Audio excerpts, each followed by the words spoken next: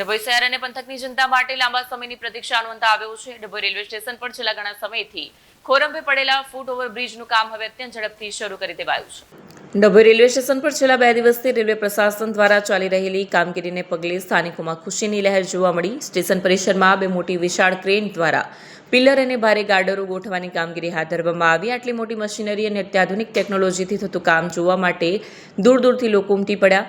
ખાસ કરીને ટેકનોલોજીના અદ્ભુત નજારાને જોઈને લોકોમાં આશ્ચર્ય સાથે કુતૂહલ જોવા મળ્યું। ડભોઈ રેલવે સ્ટેશન પર ઓવરબ્રિજના અભાવે મુસાફરોને એક પ્લેટફોર્મ પરથી બીજા પ્લેટફોર્મ પર જવા માટે ભારે મુશ્કેલી વેઠવી પડતી હતી। આ સમસ્યાનો અંત આવ્યો છે।